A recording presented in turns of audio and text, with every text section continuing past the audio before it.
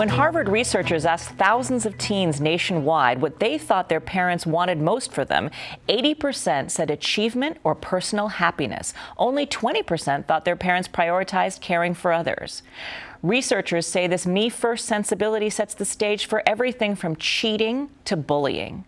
In part 2 of our Focus on Parenting Against the Grain, WGBH News reporter Stephanie Leydon tonight looks at one local town that's encouraging kids to put other people first. Go. 1, 2. In this town, like so many others, the pressure to win starts early.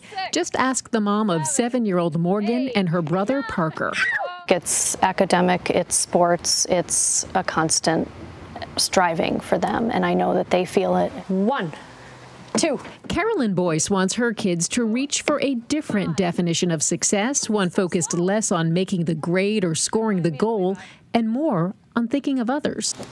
Nice. She offers kudos not only when they do something well, but especially when they do something kind. So we've talked a lot about, well, how can you make everyone feel included and feel like a friend, and how do you want to be treated? Boyce is part of a grassroots movement here in Natick to encourage kids to consider those questions. Spark Kindness was started by parents concerned about bullying, but has grown into something more ambitious, an effort to create a culture that values kindness as much as achievement. Kindness gets lost. Lori Davis runs a local elementary school. It's something that everybody says, well, of course we would want them to be kind.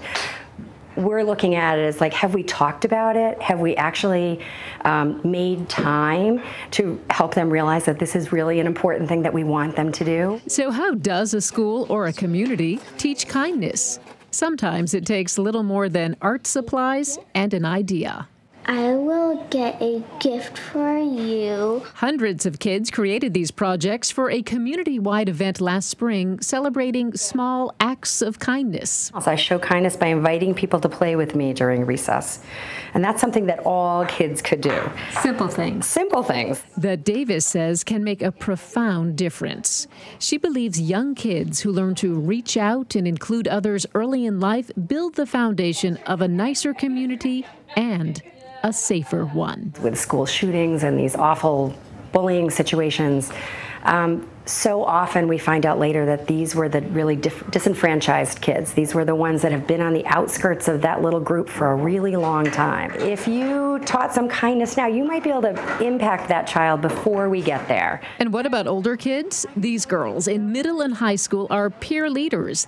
At an age when many kids simply want to fit in, they stand out by standing up for other people. If someone just says like, oh, I don't like this person, like they're like rude and annoying and stuff, just kind of be like, hey, like don't say that, like I'm sure like they're not doing anything wrong, like they're good. And what is the reaction from your peers when you say things like that?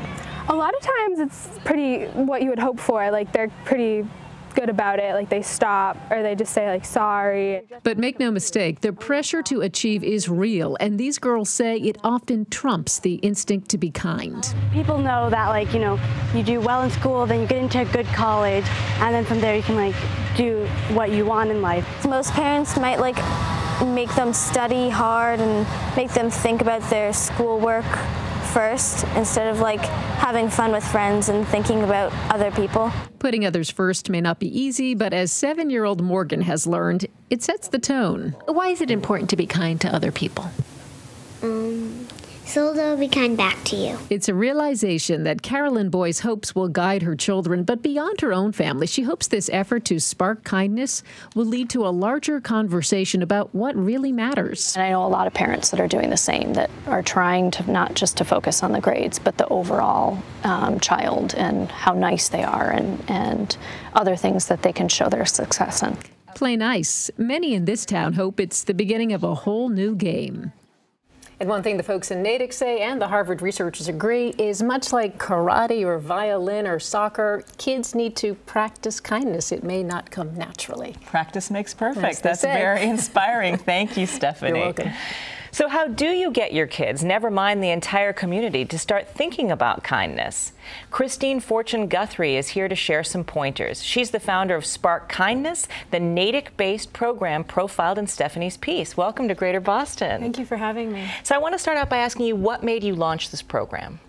Well, about 4.5 years ago, when my oldest was in middle school, I have 3 kids. None of them had been bullied, but I really came to notice that the schools were dealing with bullying and particularly cyberbullying quite a bit.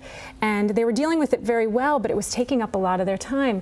And I really realized that this wasn't just about the schools. This was something that was affecting our whole community. And it wasn't just young people that were being bullied. They're senior citizens that are the victims of bullying as well.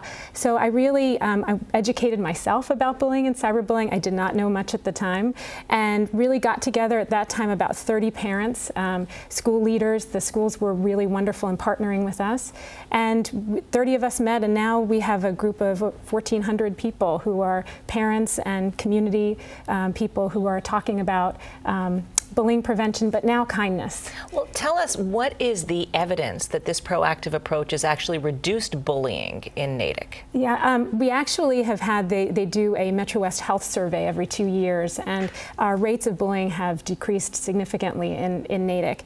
I also have to say, we started off just addressing bullying and really came to realize that focusing on bullying was like focusing on the disease without focusing on wellness or prevention.